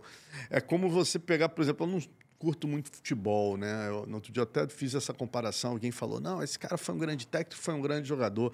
Mas, cara, você não vê um Pelé, entendeu? O Zidane talvez seja um dos poucos caras que parece que foi um bom treinador, não sei se ele foi um espetacular, mas assim, o Carson, cara, ele foi o maior da geração dele, ele junto com o Ivan Gomes, né? O Euclides Pereira também foi um grande lutador, mas o Carson ali foi o mais sinistro da geração dele durante 10 anos ali, 15 anos. Depois, cara, ele se aposenta e vira o maior treinador, o maior fazedor de campeões da história do jiu-jitsu. E depois da história do Vale Tudo, ele passa a ser um grande formador de campeões. Então, um cara, que teve êxito em tudo que ele escolheu fazer, né? Desde o lutador, ele salvou o nome da família, vingando o tio Hélio depois da derrota do Valdemar. Quando se aposenta, se transforma num cara que não só formou campeões, como um cara que democratizou o jiu-jitsu. Ele foi o primeiro que permitiu que o pobre treinasse de graça ali, né? Ele democratizou o jiu-jitsu, porque o jiu-jitsu era um esporte da elite muito caro, né? Aquela fichinha de aula particular, o cara, para fazer aquelas aulas particulares, não tinha acesso ao jiu-jitsu. Ele pegou e trouxe esse jiu-jitsu para todo mundo e colocou... Ele subverte a ordem, na verdade, porque o Gracie, não falando mal da família de maneira alguma, mas, pô... Era difícil, né? Os caras tinham uma academia caríssima ali no centro, né? Era uma coisa da elite, cara. O Roberto Marinho treinava na academia da Avenida Rio Branco. Então, os caras faziam certo, o que eles faziam? Pô, jiu-jitsu é para elite, vamos fazer aulas particulares. O Carson, quando sai da Academia Gracie e monta a sua academia, ele subverte essa ordem. Ele não tem saco para dar aula particular, ele quer dar aula em grupo, e através da aula em grupo, do treino, do pega-pega mesmo, do randori, né, como falam no judô, ele faz os caras encascorarem. E aí, cara, ele começa a fazer lutadores que ganham dos alunos dos Gracie. Isso subverte a ordem, porque ele pega, por exemplo... Você chegava na academia do Carson, né? Eu chegava ali com a minha mãe, filho de general, bonitinho, cabelinho penteado ali. Quanto é a mensalidade? 150. 150. Você vai ter tantas aulas particulares. O Carson, ele olhava, dava a primeira aula para esse cara aqui. Aí chegava o garotão ali da comunidade, casca grossa. Porra, não tem kimono. Aí o Carson olhava o olho dele e falava, pô, meu irmão, esse cara tem uma gana. Ele curtia isso, ele olhava na mão assim e falava, isso é um casca grossa. Aí o que ele fazia? O cara que pagou os 120, ele deixava de lado para dar atenção nesse, que ele sabe que ia ser campeão e ia ganhar dos Gracie.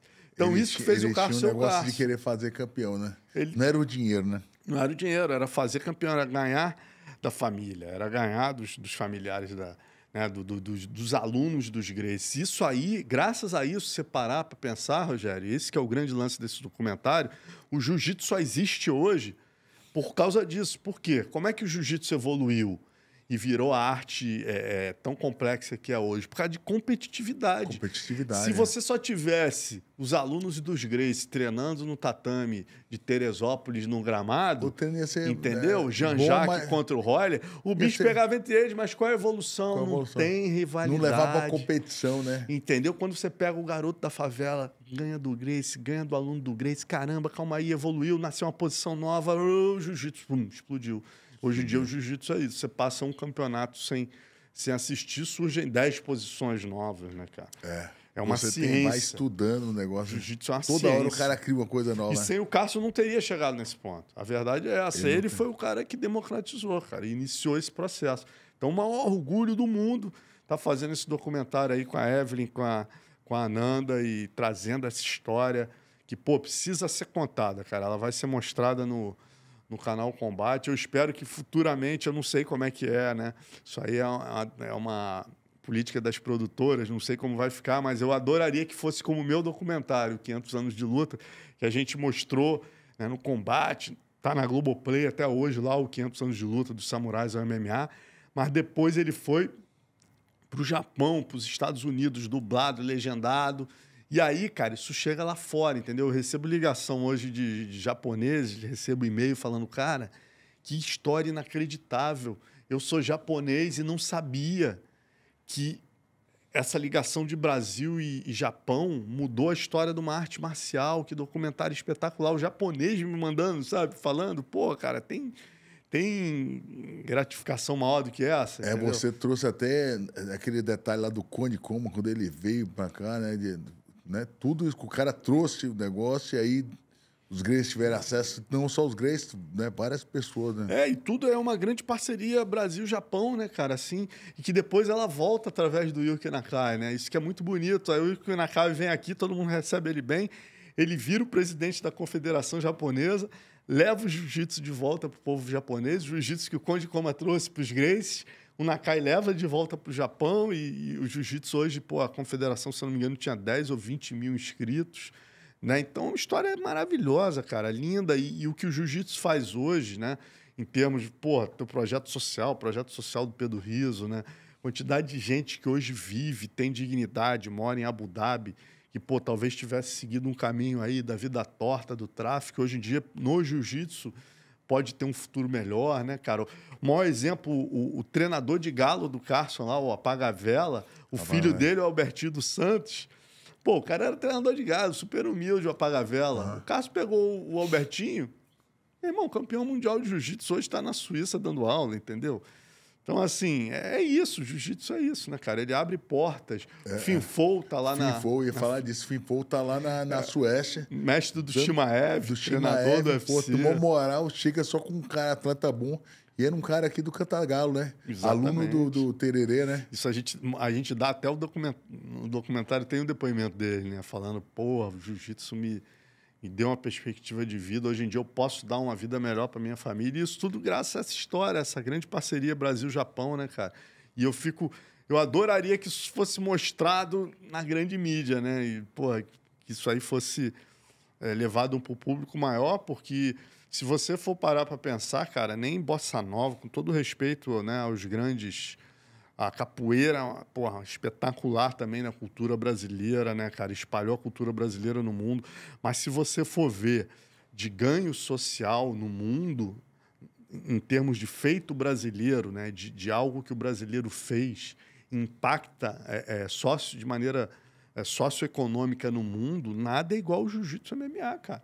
Graças ao jiu-jitsu que a gente aprendeu com os japoneses e o MMA, hoje em dia são milhares de pessoas no mundo que vivem desses dois esportes, não só como lutadores, mas como professores, como treinadores. E isso foi possível por quê? Por causa dessa grande parceria entre o Conde Koma, né? o Jigoro Kano, o Conde Koma e a família Gracie, que levou isso. Porque o jiu-jitsu se extingue no resto do mundo.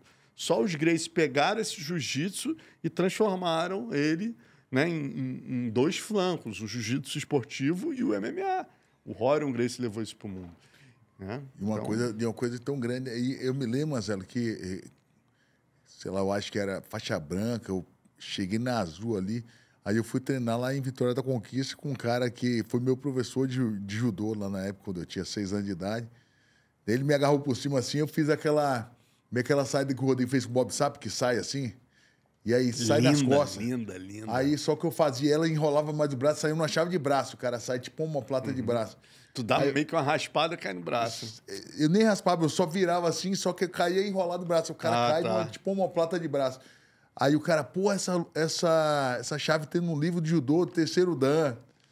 Então, na verdade, tem muita posição que a gente achava que estava inventando, mas era a posição do judô. Não, sem dúvida. E que aí cara, você traz. Então, o judô o próprio na jiu-jitsu verdade, tem muita judô e influência. jiu-jitsu, cara, eu acho até caído esse debate. Eu vejo, às vezes, alguns historiadores debatendo. Cara, é uma coisa só. Porque, assim, o que o Jigoro Kano fez, na verdade? Né? Ele percebeu que naquele momento ali no Japão, da guerra, o jiu-jitsu estava com o filme queimado porque era ligado à arte da guerra. Aí ele foi um gênio, ele pegou e falou, cara, deixa eu dar uma nova roupagem, tirar um pouco, botar mais em pé, que fica mais vistoso, e vamos fazer o judô. E mandou a galera pro mundo para divulgar esse novo projeto de marketing chamado judô, que na verdade era o jiu-jitsu modificado. Então, não tem o que debater. Para mim é papo de maluco isso, porque assim, um veio do outro e os dois são a mesma coisa. O judô é o jiu-jitsu modificado, né? Então, é isso. E aí eu vejo os historiadores nesse tempo, não, porque um veio do outro, não, porque esse começou e tal. E outra coisa também que a gente tem que levar em conta, Rogério, que as pessoas às vezes ficam debatendo assim, caramba, em 1915 já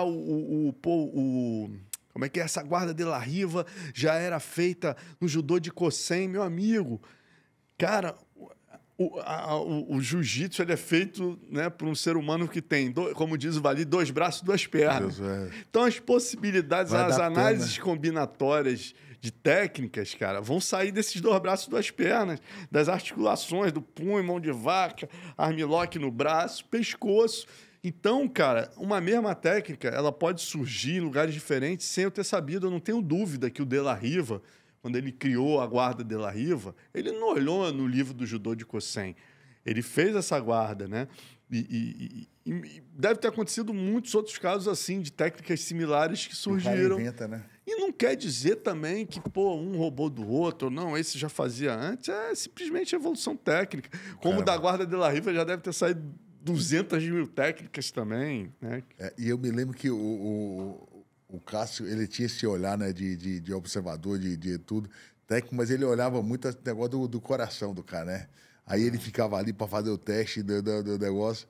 Aí dizia, esse é Butuca, que era não, galo branco, galo vermelho. Isso, galo pintado, galo vermelho era o galo bom. Uma vez, cara, uma das matérias que eu... Galo branco? Eu acho que galo branco galo branco ao corrido, Uma das matérias mais maneiras que eu fiz na minha vida foi quando o Carson... Eu era biólogo, né, cara? O Carson me chamou pra ir pra uma rinha de galo. Eu falei, porra, Carson, mentira, eu vou na rinha de galo, bicho, eu sou biólogo. Biólogo é o cacete, porra! Biólogo é o cacete, vamos lá pra tu ver, é um espetáculo, rapaz. Eu falei, quer saber? Mesma coisa que a Glória Maria me falou lá atrás. O jornalista, ele não pode chegar com a cabeça fechada. Eu não vou lá ver os galos brigando e se matando. Eu vou lá tentar entender as gírias do jiu-jitsu que saem dessa grande paixão do Carson. E foi a melhor matéria que eu fiz na minha vida, entendeu? Eu fui com o Carson lá, meu irmão. Quando eu cheguei lá, o quadro já... Mutuca corrido.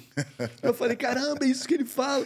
Meu irmão, aí comecei a ver um monte de coisa, Rogério, que ele falava das linhas. Aí ele me contando, me falou, olha que coisa. Galo branco. Galo branco, galo branco, mutuca, corrido. Como é que é? Mangalhar. Tinha várias coisas que ele falava. Outro que ele falava era frango d'água. Frango d'água era quando, porra, não é nem um galo, né? Um frango e tal. Mas em suma, cara, uma coisa que eu aprendi nessa matéria, fazendo essa matéria, que ele contou que a primeira rinha de galo do Rio de Janeiro foi o pai dele que trouxe de Belém, cara. E era atrás da primeira Academia Gracie na Marquês de Abrantes. Olha que coisa. Só, eu achei até no livro da Reila tem essa foto do seu Carlos, assim, com um galo. Então, imagina, 1920, cara. Eles que trouxeram a rinha pro Rio de Janeiro. Olha que loucura, cara. Caramba, cara. Então, assim, aí essa matéria foi uma das matérias mais prazerosas que eu fiz. Aí botei ele lá. Seja bem-vindo à rinha. Aí chegou lá, ele me apresentava para os galistas. Isso aqui é o Marcelo Alonso, vai fazer uma matéria espetacular sobre os galos. Eu falei, nem isso não, bicho. Eu não vou ficar levantando rinha de galo, não. Eu quero mostrar tuas duas ideias. E o Salva-Galo. Finalmente conheci o Salva-Galo, né? Salva-Galo, como é que Salva-Galo era um remédio azul. Você tava treinando lá na academia do Carson. Porra, tomou um soco no olho. Bicho, põe o Salva-Galo. Pô, tô com dor de cabeça. Salva-Galo. Porra, quebrou o braço. Salva-Galo. Ele queria... Tudo pra ele era o Salva-Galo. O remédio irmão, geral, né? Radioativo, uma parada azul assim que ela colocava nos galos depois da briga, entendeu? Aí eu fui nessa rinha lá e aí vi como é que era. Os galos saíam da briga, aí tinha o tratador de galo com avental e passava o salva-galo nos galos, né? Era aí o eu, doutor... essa porra aí, né? Bicho, não brinca com isso não, isso é espetacular. Era o casca-grossista. Cura tudo. O Carlão conta uma que o Carlão tava ferrado e tal, não sei o que lá, o braço quebrado. Meu irmão, torção, não tem nada. Bota o salva-galo que vai ficar bom. Vai ficar bom, né? Tudo pra ele era o salva-galo. Diz que, eu não sei, né? Eu não participei dessa história, mas disse que tinha um moleque que foi treinar lá com a orelha toda inchada. Disse que o Cássio pegou a injeção, com a mão sua, e chegou lá, pegou a injeção, botou a agulha e começou a dar pulsão. Disse que ele pegava e jogava o sangue pela janela. Não, tem uma pior, que eu acho que era... Eu acho que ele tava passando ali a Figueiredo, Magalhães, né? Tava passando lá, mas tomou sangue na cabeça. Não, tem uma pior, que ele puxava, e o Parrupinha que contou essa, ou o Vinicinho, que ele puxava, essa eu não vi, não ia contar. Porra, a orelha do cara inchada, ele, calma aí, bicho. Porra, não tá saindo. Aí os caras foram olhar, cara. Atravessou a orelha. Tava a agulha lá do outro lado. Aí o Carlos, poderoso, hein, bicho? Atravessou a orelha do cara. Atravessou a orelha do... O bicho era muito figura, cara. Porra, ele era... Mas era um cara que... Ele era de personalidade muito forte, né, cara? Muito, pô, era... E ele tinha essa coisa, né, cara? Do mesmo lado pro bom, tinha também... Essa época, por exemplo, da BTT. Cara, foi muito aflitivo pra mim ver que dava pra resolver, sabe? Aquele problema que tu fala, caramba, cara, o Carson não era nem tanto de ligar dinheiro. Os caras também se entendiam numa boa. Se sentasse, conversasse... Mas começaram a fazer intriga, o Carlos se emputeceu e simplesmente isso foi um dos motivos do maior desgosto da vida dele, que a partir dali, cara, o Carlos começou a definhar, né? Que é como se ele tivesse se sentido traído por todos os filhos. Quando, na verdade, cara, pô, isso que era triste, ele era muito cabeça dura, então ele não ouvia, pô, nem o Paquetá, que era o melhor amigo dele. Paquetá, calma, Carlos, vamos conversar. Não, estuprar a tua mãe, tu vai conversar. Aí, entendeu? Ele falava isso, estuprar a tua mãe, tem conversa, tal. E aí, cara, foi aquela coisa que só ia escalando. E aí ele foi, meio que isso foi matando ele, né, cara? Triste, o cara que fez tantos campeões, que merecia ter morrido, pô, amado, né, cara? E no fundo os caras amavam ele, os caras queriam. Na verdade, eu lembro que eu vivi isso, né?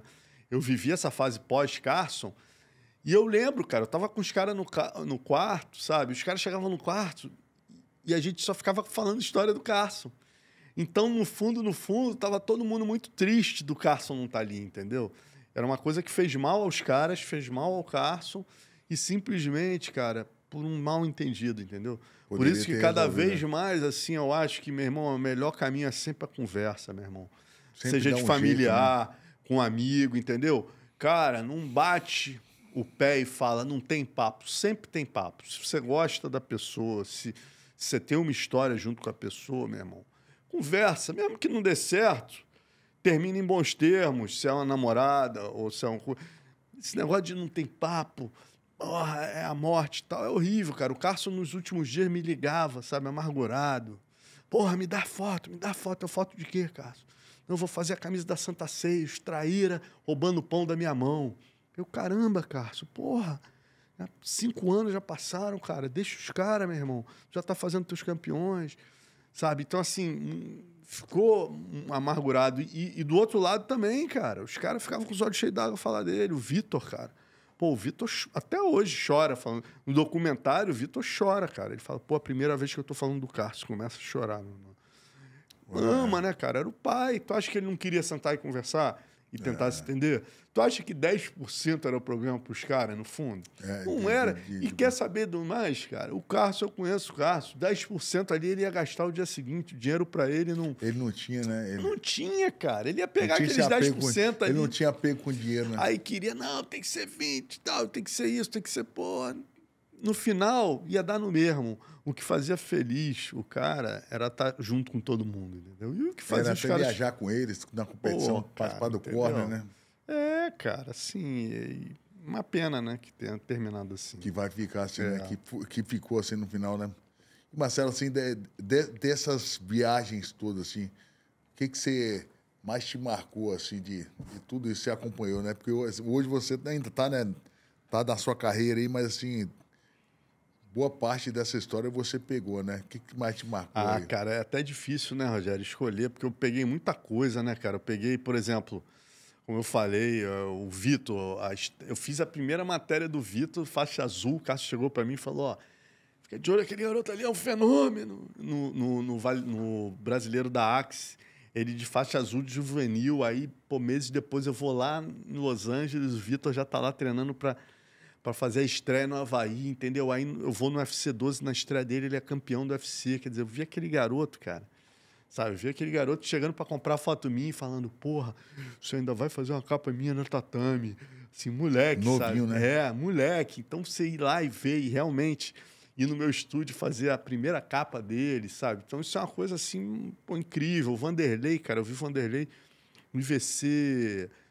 no IVC 2, eu fui no IVC 1, né? O Ebenezer lutou com o Sever. No IVC 2 ele luta, pô, perde do Arthur Mariano, mas faz aquela luta maravilhosa. Eu me lembro que você falava dele. Já tá falando, cara, esse Vanderlei é um cascavel, esse cara vai ser muito famoso. Né?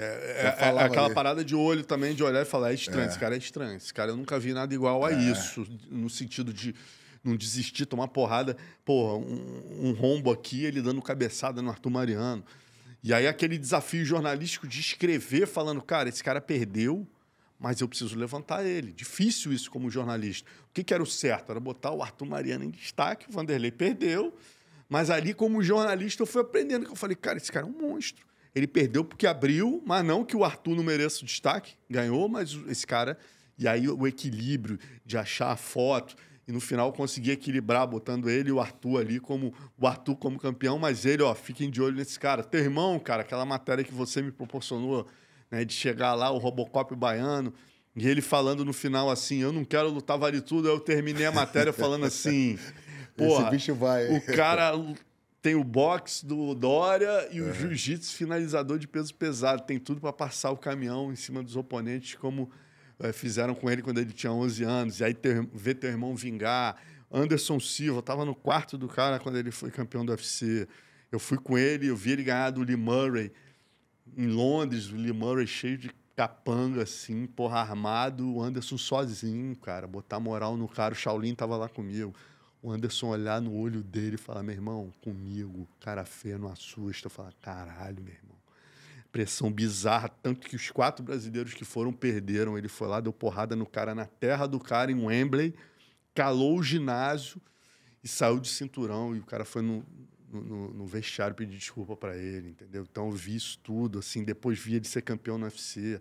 Então, assim, são muitas histórias, né, cara? Tua luta com o Shogun, porra, aquela... Isso Você também era uma coisa, né? louca, né, Rogério? Tá dos dois lados, tu é meu amigo pessoal, né, cara? E aí uma luta tua com o Shogun, que sentimento horrível ali, cara, de baixo ali, vendo os dois. E, porra, aquela coisa horrível. Aí no final, Arona e Shogun também, né? Ao mesmo tempo, porra, uma luta histórica que ia ser a minha capa. Então você tem que ir se adaptando a isso. Ainda mais eu que transitava dos dois lados. Eu tava dormindo no quarto do Luiz Alves, porra. O Luiz Alves, Messi e Luiz cara? Alves. Mas então, muitas emoções, Muita história, né? Acompanhou de perto. E aí você pegou, né? Realmente essa parte aí que você falou da Glória Maria foi que ajudou a gente, né? Fernando também, né? Eu acho que você, Fernando Flores, a galera que naquela época já acreditava no negócio, né? O negócio realmente tinha um potencial muito grande, mas muita gente não acreditava. Sabe? Quando eu vim morar no Rio, né? Eu comecei a treinar muito e tal, e aí minha nota lá do direito começou a baixar e tal. Aí meu pai queria que eu fizesse tributário. Né? Eu já estagiava lá no escritório lá do seu pai. Seu pai conseguiu um trabalho lá, e aí meu pai, pô, como é que você me perde tributário? Então, eu tirei 1 na primeira prova. Cara, nunca tinha tirado, eu tirava nota dele. E meu pai, a especialidade dele era tributário. Não, seu pai, casca grossa, ele foi, cara, cheguei cheio de vergonha, porra, tirei 1. Aí meu pai, pô, como é que você vai? Aí eu cheguei com a orelha, minha orelha ficou, aí meu pai, como é que você vai estagiar no escritório com essa orelha? Quer dizer, não existia uma perspectiva pro cara ser uma profissão de MMA. Né, pô? Eu tinha que escolher direito porque era profissão. Se você falasse, cara, eu vou largar uma faculdade de direito, onde eu já estou estagiando, não era um bom advogado, mas estava ali já no meio. Porra, já estava. E aí, de repente, lutar o MMA, não existia. Você era um dos caras que, porra, que largou o que, tipo, pra falar, cara, eu vou fazer, você é um repórter desse negócio aqui, você poder ter ido pro futebol, para outra história de esporte. E foi um dos caras que levantou. Eu larguei a biologia, né, cara? Porque eu era biólogo formado, tinha pós-graduação em microbiologia e já estava empregado com carteira assinada no laboratório da Fundação BioRio. E como nessa época eu treinava jiu-jitsu, comecei a fotografar pro Cláudio França, eu, falei, meu irmão, tô apaixonado por esse troço. Que eu trabalhava, tinha carteira assinada, só que eu voltava final de semana a fotografar, ia vender as fotos na academia, não era nem pelo dinheiro, mas, porra, pra estar perto dos meus ídolos ali, entendeu? Eu ia lá na Academia Gracie, aí o Roy, cara, posso te pagar em camisa? Lógico. Aí ele me pagava com a camisa da Gracie, o Muay Thai, pra mim valia mais do que o dinheiro, entendeu? E aí o Fábio Gurgel, Ida. Então eu comecei, cara, isso foi uma coisa muito legal, que era muito difícil naquela época você entrar nas academias. Se você entrasse ali, entrasse lá, tu era creonte, meu irmão. Entendeu? Ter acesso a todos os times. Como eu vendia, a galera já sabia, esse cara é o fotógrafo do jiu-jitsu, eu era bem recebido em todas. Isso acabou me ajudando na sequência quando eu virei jornalista de luta, né? Porque aí todo mundo, esse cara eu confio, meu irmão. Esse cara é sangue bom, é o Alonso da Kiai. Deixa entrar, eu virei o Alonso da Kiai. Deixa esse cara aí de confiança. Pode deixar ele aí. Então eu via, meu irmão, eu fazia o que ninguém podia fazer na época, que é, chegava às vezes lá na Aliança, via um treino do Fábio Gurgel e do Traven, né? Caraca, meu irmão, só quem era da Aliança via. Que tinha esse negócio. Nem era Aliança, né? Não se comenta, né? Não, isso eu não fazia mesmo. Isso eu sempre não deixava nem ver. Deixava nem ver. Fechada, né? Deixava nem ver. E isso eu não fazia realmente. Eu chegava lá e foi assim que eu fui ganhando a confiança da galera, entendeu? Eu ia lá e, E mesma coisa, a parte mais difícil eram vocês, né, cara? Por exemplo, eu dei um exemplo aí. Cara, você era meu amigo pessoal, Você lutar com o Shogun, cara. Eu tava dormindo no quarto do Luiz Alves, cara. Entendeu? Não tinha como, eu não tinha patrocínio para pagar o hotel no Japão. Eu dormia, o Luiz Alves era meu amigo, era da BTT, né? Complexo pra caramba, mas os caras da Shootbox confiavam em mim. Eles sabiam, o Marcelo não vai chegar lá falando... Você tinha acesso ao treino, né? Dos dois. Cara, eu tinha acabado de ver um treino do Vanderlei com o Shogun, cara. Os caras, até falei, Rudimar, caralho, cara. Os caras vão se matar. Meu irmão, valendo, meu irmão, os caras quase se nocauteando. Na semana da luta, né? Não, 2 dias antes da tua luta. Entendeu? Eu fui no treino de vocês e tal. Aí fui cobrir o treino, o Rudimar, nesse dia, foi um dos poucos dias que eu vi o Rudimar grilado comigo. Porque, era você, né, cara? Você e o Shogun, o Rudimar. Não tava muito à vontade de eu estar ali, entendeu? Mas eu falei, cara, ele vai... mestrão vai ter que entender. E aí, eu filmei isso, cara. Esse filme tá na internet. Aí você botar no YouTube Sparring, Shogun e Vanderlei, é um filme que eu fiz esse dia. Os dois saindo na porrada. Caramba, aí eu mesmo cheguei, caralho, Rudimar. Cara. O cara vai lutar, né? Os caras vão... O Vanderlei ia lutar com o japonesinho e o Shogun ia lutar contigo. E porrada cantando, os caras quase se derrubando, quase knockdown. E aí teve aquela luta maravilhosa. Tem até uma foto maneira que eu fiz tua, né, cara? Que é você, assim, você e o Jucão. Tem uma maneira que são todos nós, assim, no ônibus do Pride, aquele clima maravilhoso. Tá o Anderson aqui. Eu tô do lado do Luiz Alves, aí Zé Mário aqui, tá o Anderson aqui, o Anderson Silva com a Mauri Bittetti. E, aquele clima... O Arona, eu acho que tava também. O Arona tava. E o Arona ia lutar com o Sakuraba. A gente indo pro ginásio, assim, cara, aquele clima único do Pride, né? Mas, assim, eu lembro aí no final, eu fotografei... você entregou aquele lutão, você e o Shogun, uma das melhores lutas da história. Aí eu tava com você e com o Jucão, cara. E o Rudimar, na época, não existia relação entre vocês, mas você e teu irmão eram diferentes lá. Eles respeitavam muito vocês, né? Aí o Rudimar, cara, saiu lá de não sei aonde e veio campeão, grande luta, histórico. Aí apertou tua mão assim, você tava com os paradrapos aqui. Aí você, mestrão, obrigado e tal. Aí eu peguei essa hora, assim, você apertando a mão do Rudimar. E aí foi uma foto que a gente publicou na época, que era loucura imaginar assim, Vocês apertando mão, né? Que era uma doideira, né, Rogério? Boa. Vocês se encontravam no elevador, nem se falavam, cara. É. Não entrava no elevador. Não entrava. Eu tava no elevador, quando os caras estavam, a gente dava um passo pra trás e deixava subir sozinho. Como dizia o Bebel, né, cara? Porra, abria a porta do elevador, os caras estavam, era como se tivesse vazio. Continuava assim, ó. Papo de Deixava o maluco. elevador subir. Deu de estar no meio-fio, assim, tinha que sair e atravessar pro outro lado da rua, que não podia nem se cruzar, né? loucura, Ela criou né, cara? essa rivalidade que eu vou te falar. Foi Marcelo, boa foi pra bom pra cacete, caramba. cara. Porque eu treinava de noite. Eu me lembro que um dia eu tava num domingo, assim, no shopping. Aí, pô, vai lutar com o Shogun. Eu fui pra academia treinar no domingo. Eu nem ia treinar. Tipo assim, eu treinava de domingo a domingo. Não, tu ganhou dele em pé, né, cara? Você ali já tava com um boxe de seleção brasileira ali. Pô, tu deu um knockdown nele, aí ele foi e começou a te botar pra baixo. Quer dizer, foi uma grande... Ninguém esperava aquilo. Foi o inverso, Foi o né? inverso, todo mundo espera. Você, faixa preta, porra, linha Carson Grace, e ele, no final, ele te botando pra baixo, virou a luta, assim, porque o primeiro round tu levou uma vantagem ali, né, cara? Tava até no segundo round. No finalzinho do segundo round, ele me devolveu o knockdown. Não, o terceiro round. Devolveu o knockdown e aí que ele... Falou, porra, que luta histórica, lutão, né, cara? Que luta histórica. Lutão. Marcelão, e hoje, assim, pra galerinha que tá começando ali como repórter, né, esportivo, qual conselho você dá? Assim, como é que esse cara vai buscar essa inspiração para escrever? Porque hoje, cara, assim, o cara, como já tem tudo muito fácil, como eu te falei, a briga é pela atenção, mas assim, é o tema, é a manchete, é como é o jeito que ele vai escrever, que você vai buscando esse negócio pelo lado histórico, né? Você vai buscando a história. E você busca um bastidor que você fala com emoção do caso.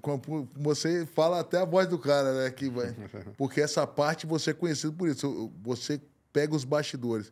Peça a galera, tipo assim, escolher uma linha. Um nicho, um nicho e ir naquela linha e não perder a identidade. É muito louco, né? Porque você vê, nesses 32 anos que eu tô, eu vim me reinventando, eu comecei revelando foto, ampliando, escrevendo.